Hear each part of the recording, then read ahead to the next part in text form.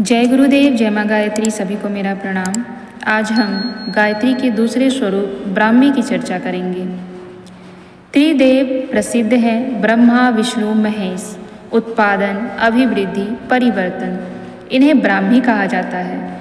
सृजन उत्पादन में संलग्नता संसार की सबसे बड़ी विशेषता है। यह क्षमता धरती में है और जननी में है। अपने उत्पादनों से दूसरों को लाभान्वित करना, स्वयं धन्य बनना, इसी उत्कृष्टता के कारण धरती माता और जननी माता गौरवान्वित होती हैं। यह ब्राह्मी माता के अनुदान है, जिन्हें जो जितनी मात्रा में उपलब्ध करता है वह उसी अनुपात में महामानव बनता चला जाता है। ध्वंस दानवों का और सृजन देवों का सिद्धांत है।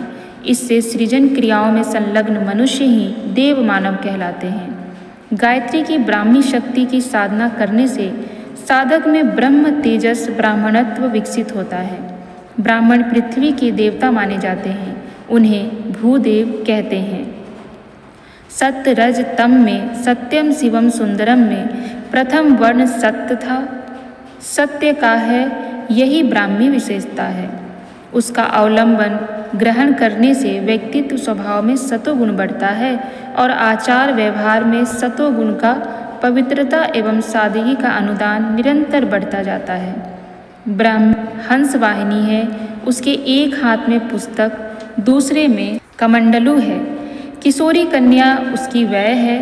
इस अलंकारों से ब्रह्म शक्ति का स्वरूप समझने में सहायता मिलती है और उसका अनुग्रह पाने का द्वार खुलता है। गायत्री का वाहन सामान्य हंस नहीं, मनुष्यों में पाए जाने वाले राजहंस परमहंस हैं। राजहंस शालीन, सज्जन, श्रेष्ठ, आदर्श। परमहंस तत्वज्ञानी, तपस्वी, परमार्थी, जीवन मुक्त। गायत्री उपासना के आधार पर साधक सामान्य मानवीय स्तर से ऊंचा उठकर राजहंस बनता है।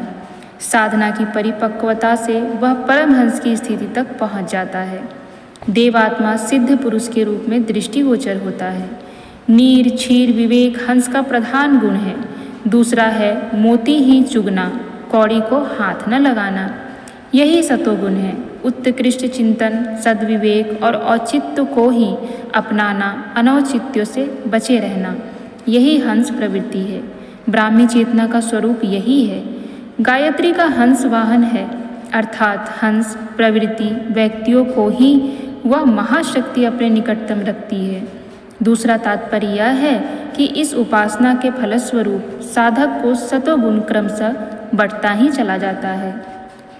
पुस्तक से सद्ज्ञान और कमंडलों से सत्कार्य का संकेत है। गायत्री शक्ति के दोनों हाथों में यही वरदान रखे हैं। ब्राह्मी साधना से अंतःकरण में उत्कृष्ट चिंतन की तरंगें उठती हैं।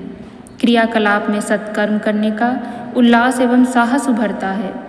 गायत्री को ब्राह्मण की कामधेनु कहा गया है। उसका तात्पर्य यह है कि ब्राह्मी शक्ति कामधेनु का पेयपान करने वाला सच्चा साधक अर्थों में ब्राह्मण बनता है और आत्मसंतोष, लोक सम्मान तथा दैवी अनुग्रह के तीनों वरदान प्राप्त करता है। रिद्धियों और सिद्धियों पर अधिकार ब्रह्मपरायण का होता है। जिसका बाह्य और अंतर जीवन पवित्र है, उसी को मंत्र सिद्धि उपलब्ध होती है। इसके लिए आवश्यक पात्रता गायत्री की ब्रह्मधारा से संपर्क से प्राप्त होता है। सावित्री सत्यवान की कथा में सावित्री ने सत्यवान को वरण किया था और उसे मृत्यु के मुख से छुड़वाने तथा लकड़हारे से राजा बना देने का अनुदान दिया था। सत्यवान साधक सावित्री की सच्ची सहायता प्राप्त कर सके, ब्राह्मी शक्ति के माध्यम से यही पृष्ठभूमि बनती है। तो आज हमने ब्राह्मी के बारे में जाना, ब्राह्मी के गुण के बारे में जाना।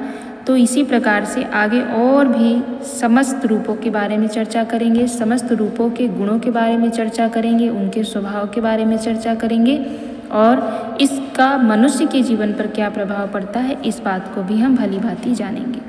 जय गुरुदेव, जय माँ गायत्री। सभी को मेरा प्रणाम।